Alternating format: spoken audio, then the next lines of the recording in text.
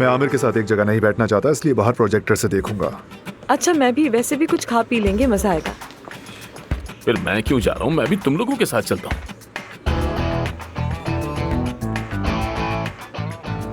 मैं अंदर जा रहा हूँ। मैं भी। देखो देखो, ये आमिर को सामने बैठकर देखेगी। चापलूस, चापलूस, सुनहरे बालों वाली चापलूस।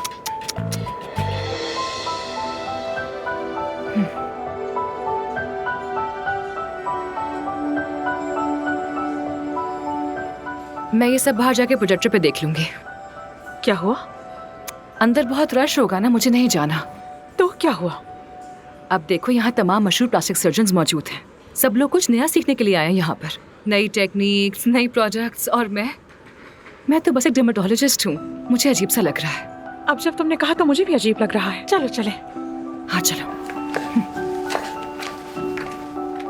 ब्लूमिंग ब्यूटी फैमिली की जानिब से हमारी नई तकनीक की बदौलत अब हम बगैर किसी थेरेपी, लाइपोसेक्शन के या दीगर तरीकों के ये ऑपरेशन कर सकते हैं।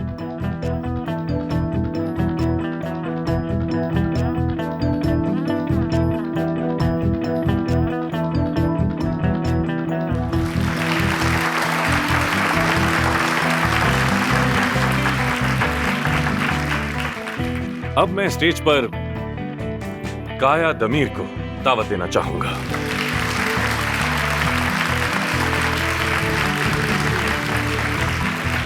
और आप सबके सामने इन्हें मुबारकबाद देना चाहता हूं।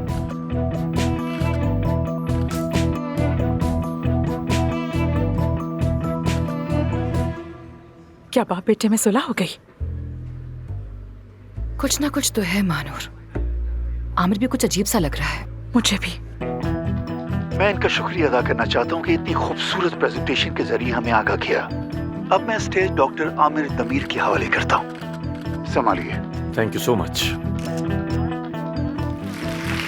ओके, तो अब मैं मिस्टर कैम्बल को दावत देता हूं कि आकर अपनी प्रेजेंटेशन दें। मुझे सुनने का आप सबका बहुत शुक्रिया। खुदा हाफिज। मेरी जिंदगी की सबसे बदतरीन प्रेजेंटेशन थी। आपकी इस ये प्रेजेंटेशन के आदमी लिए बहुत ज़हीन है। इतना ज्यादा सोचता है कि बोल ही नहीं पाता। हाँ, वैसे तुम इस अमरीकी सर्जन को कैसे जानती हो? मैंने इसे इंटरनेट पर देखा था। कोई सवाल है तो पूछ सकते हैं। सवाल जवाब का सेशन शुरू हो गया। जी कहिए। डॉक्टर आमिर, इस हॉस्पिटल की कामयाबी में सबसे बड़ा हाथ आपका है। आप तुर्किया के सबसे ज्यादा इनामी याफ्ता और प्लास्टिक सर्जरी के बेहतरीन सर्जन्स में से हैं। आपके क्लिनिक और करियर का मुस्तकबिल क्या है, हमें कुछ इस बारे में बता सकते हैं? सभी जानना चाहते हैं। सबसे पहले तो इज्जत अफजाई के लिए बहुत बहुत शुक्रिया।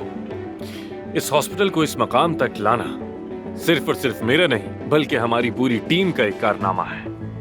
आज मैं दुनिया के बेहतरीन हॉस्पिटल में से एक का सरबराह हूं, लेकिन वक्त आ गया कि अब नई मुहिम्मात का आगाज किया जाए और कुछ बड़ी तब्दीलियां की जाएं।